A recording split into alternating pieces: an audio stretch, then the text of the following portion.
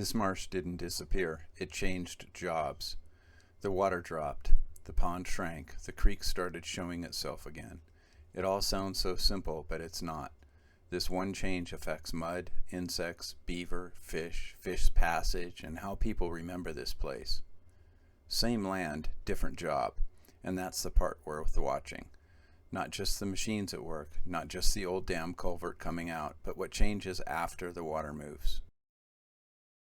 This stump shows the change. That stain line is the old high water mark. Now the stump is fully exposed. This isn't theory, this is the water level written on wood. Water leaves records if you know where to look. On wood, banks, roots, and the bases of trees. Memory can fool us. The stump does not argue, it just shows what changed. Now look at these old photos, people standing on the dam, ice and water held behind it. Same place, different level. I've known this place for years. I stood on that dam with students.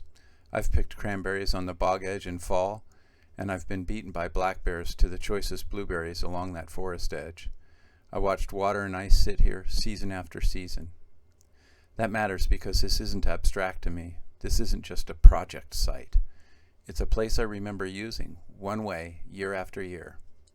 And now that's changing into something else. And that's where our story gets interesting. Not better, not worse. Different. Different means the winters change. Different means open water birds lose some space and bog plants gain ground. Different means mud feeders get new feeding areas and trees may begin working back in. That's the trade-off we have to be aware of. Habitat change is not a clean victory or a clean loss. It's a shift in who uses the place, who has to move, and what the land starts supporting next. The dam did the holding, the drain controlled the release. Together they set the water level for this basin. That matters because this wasn't just a pile of rocks and dirt. It was a control point. Control points decide where water waits, where it spills, and how long the basin stays flooded. They also decide what people have to keep maintaining. The drain itself was a problem. It was a roughly 4 by 4 foot drop structure. Beaver kept blocking it, and every time that happened, the water backed up again. Sometimes it backed up so much that the water flowed over the top of the dam, which led to the beaver adding their own works. They built long earthen runs along the man-made dam. Human structure, beaver structure, blocked drain, rising water. So removing this dam isn't just removing one object, it changes the whole control system. When the control point changes, everything upstream responds. Water drops, banks show, mud opens. Old channels start showing themselves again. Low spots begin carrying water again. The basin stops acting like a pond and starts acting more like a wetland. The creek begins choosing its path again. This is the part people picture first. The machine, the mud, the old structure coming apart. But the work is more than digging. Before the dam work even started, they had to get the equipment here. This road is rough, I know. I've broken one axle and 2 leaf springs getting in here over the years. They had to rebuild the access road over the mountain. Pull boulders, fill holes, add gravel. Make it strong enough for a tracked dump truck. Restoration isn't just ecology, it's logistics. Culvert material comes out, fill gets pulled back, debris is removed.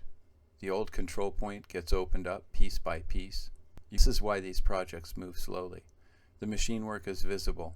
It may not look dramatic from a distance, but every bucket changes how the water moves. Even after the heavy work, the site still has to be stabilized. Seed goes down. Banks get protected. The repair starts before the place looks repaired. Once the control point opens, the site starts answering back. Water finds the low spots, sediment settles differently, edges dry, pools shrink, the channels start taking shape, small movements, permanent consequences. Area. That matters. This dam had a purpose. I know that personally because I've hunted ducks and geese here with my son. The old Bear Brook plan says these marsh dams were used to regulate water depth for waterfowl habitat, so this wasn't bad work, it was management for a different goal. But landscapes change, structures age. Beaver clog drains and water overtops dams. Maintenance becomes part of the system. That's why dams get judged case by case. Some still serve a clear purpose, some need repair. Some become expensive control points with fewer benefits. Hayes Marsh sits inside that larger question. New Hampshire has thousands of regulated dams. They're not all the same. A flood control dam is different from an old waterfowl dam. A working dam is different from a failing one. A dam protecting roads or homes is different from one mostly holding back water for habitat. That's why blanket answers are weak. The real question isn't whether dams are good or bad. The real question is whether this dam still earns its place. Open water is easy to understand. People see ducks, geese, reflections, and a pond. So when water drops, it can feel like something was lost. And some things were. But marshes don't work like empty ponds. They work in layers: mud, roots, sedges, grasses, shrubs, pools, insects, tracks, cover. That messy zone is where a lot of life happens. This is where people get uncomfortable. Less open water means some things lose space. Waterfowl will use this differently. As the open water shrinks, the big open water users may drop off. Canada geese may use it less.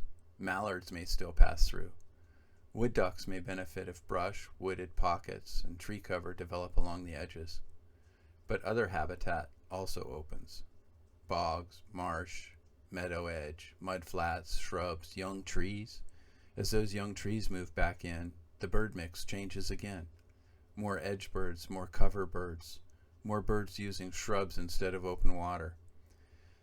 Think about the kind of bird you're asking the place to support. A goose wants open space, visibility, and room to land. A towhee wants brush. A swamp sparrow wants wet cover. A yellowthroat wants thick stems and insects. Same wetland, different structure, different users. This is the trade-off, not empty, not ruined, just changed. Beaver aren't just waiting for winter. They're cutting food, checking water, adjusting travel routes. If the water drops too late, that gets harder. Doing this while conditions are still open gives animals time to respond. Beaver can move, birds can shift, mammals can find new routes. Season matters in wetlands. Spring is young, summer is active, and fall is preparation. By late fall, options shrink. Food caches matter. Dry routes matter. Safe cover matters. The predators adjust too. Coyotes and fox use that dam like a highway. Hawks and eagles read the open water differently than they read mud, meadow, and brush. When the water changes, the hunting pattern changes. Travel routes shift, perches matter. Cover matters, sight lines change. Changes like this give animals work to do. The question is whether they get the time to do it. Timing doesn't remove the impact, but it gives wildlife a better chance to adjust before winter locks the place down. Dams are not automatically bad. Dam removal is not automatically good. The question is one of purpose. Is the dam still protecting something? Still powering something? Still serving people or wildlife?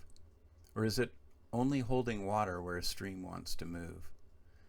That's the real question, not pond versus creek, function versus consequence. When we change water, what else are we changing?